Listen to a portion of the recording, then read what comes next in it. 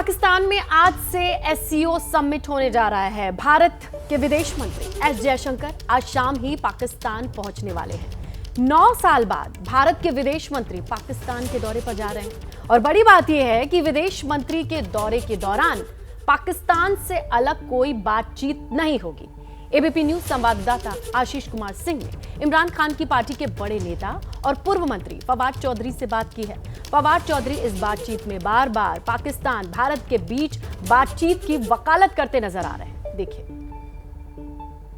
पाकिस्तान इस दफा SCO summit को होस्ट कर रहा है, जिसमें हिस्सा लेने के लिए प्रधानमंत्री मोदी के रिप्रेजेंटेटिव के तौर पर external affairs minister doctor S Jaishankar Pakistan का दौरा करने वाले।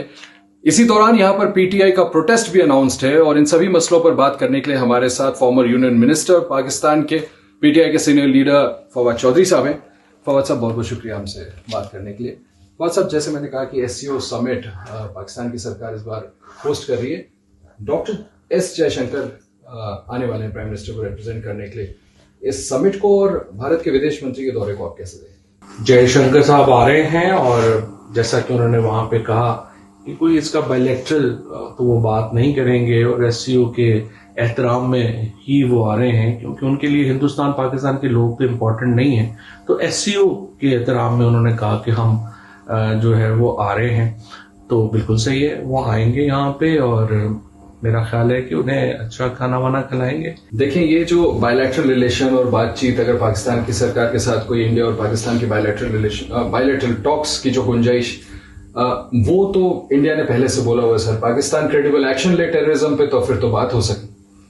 देखिए, इस वक्त तो क्रेडिबल एक्शन के ऊपर हिंदुस्तान पूरी दुनिया में जो है वो सामना कर रहा है इन्वेस्टिगेशंस का, बीट कनाडा और बीट यूनाइटेड स्टेट। पाकिस्तान के ऊपर तो इंटरनेशनली कोई इस किस्म का कार्रवाई जो है वो नहीं चल रही है। सर, वो तो आज ही इंडिया ने रिफ्यूट कर दिया कि बट कनाडा कह रहा है, लेकिन उनके पास कोई सब्सटैंटिव एविडेंस तो है नहीं जिसका हवाला आप दे रहे हैं। मसला यह है कि जब हम बात करते थे तो आप कहते थे कि ये तो रोज ही करते हैं। अब कनाडा ने भी कर दी है, अमेरिका ने भी कर दिया। I think this is something India should be very worried of कि जिस किस्म की सिचुएशन जो है वो हो रही है।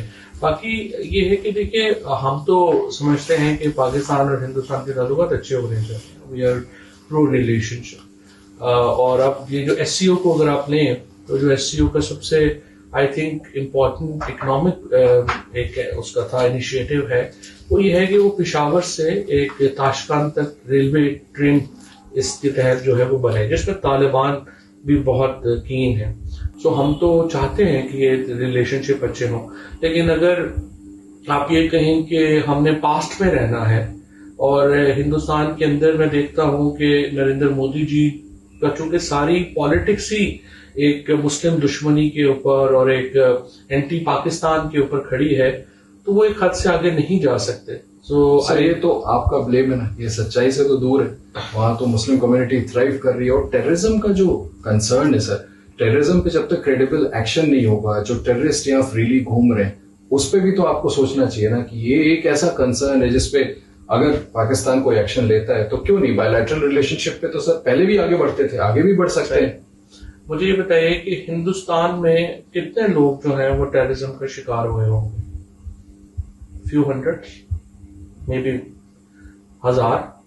पाकिस्तान में 80,000 बंदा जो है प्लस टेररिज्म का शिकार हुआ है। बट शिकायत तो यही है ना सर कि ये पाकिस्तान से स्पॉन्सर हो रहा है। लेकिन हमारी शिकायत भी तो यही है ना, हमारी शिकायत भी तो यही है कि बीएलए को हिंदुस्तान स्पॉन्सर कर रहा है। हमारी शिकायत भी तो यही है कि जब एक इंडियन नेवी ऑफिसर जो है वो यहाँ से कुलभूषण जाधव बलूचिस्तान से जो है वो पकड़ा गया और वो जो नेटवर्क चला रहा था, तो हमारी भी तो शिकायतें हैं। ऐसे तो मैं एग्जाम्पल है, हाफिज सईद है, अजमल कसाब था, ऐसे में सैकड़ों एग्जाम्पल। हम तू में पड़े रहेंगे तो फिर रिश्ते कैसे आगे बढ़ेंगे? ये बिल्कुल सही बात है सर, एक्शन तो लेना होगा ना फौज साहब, क्योंकि आपने ये बात छेड़ी है। तो एक्शन तो पाकिस्तान ने ही लिए हैं। देखना यह है कि हिंदुस्तान की पॉलिटिक्स में जो एक हिंदू इंतहा पसंदी है वो कम होती है या बढ़ती है। जैसे अभी हिंदुस्तान के लोगों ने जिस तरह बीजेपी को जवाब दिया और उसको वोट आउट किया, स्पेशली उन बेल्ट्स में जहां पे वो बहुत ज्यादा जो है वो अयोध्या का उन्होंने मस्जिद गिरा दी, मंदिर बनाया, वो वहीं से वो हार गए। तो आई थिंक इंडिया का जो आम आदमी है वो भी पाकिस्तान से ताल्लुकात बेहतर बनाना चाहता है, वो भी तंग आ चुका है हिंदुस्तान की लीडरशिप की इस नफरत के ऊपर बेस्ड पॉलिसी से। जिनके ऊपर आप कमेंट कर रहे हैं वो तीसरी बार सरकार बनाने में कामयाब हुआ, दे आर इन गवर्नेंस, उनको तीसरी बार चुनकर भेजा गया। आप ये इतना बड़ा आरोप कैसे लगा रहे? भाई वहां की जो पॉपुलेस है, जो वहां के लोग हैं इंडिया के, वो तो उन्हीं को चुन के ला रहे। देखिए 63 सीटें कम हुई ना बीजेपी। सर ये तो पॉलिटिक्स में चलता रहता है ना, आप खुद पॉलिटिक्स में है, ये तो चला ना, but they are in governance, हो तो सरकार में वापस आ गए। सही बात। अभी मैं आपसे बात कर रहा हूँ सर, चंद दिन पहले वहाँ स्टेट है हरियाणा, उसमें फुल मेजोरिटी में वापस आ गई। ठीक है, कश्मीर में हारे हैं, हरियाणा में जीते हैं, तो चलता रहेगा।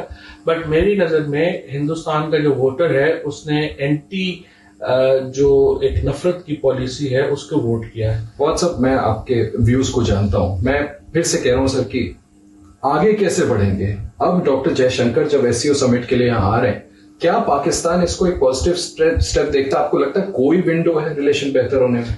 ये 100%। देखिए पाकिस्तान में तो एक कंसेंसस है कि हिंदुस्तान से ताल्लुकात अच्छे होने चाहिए।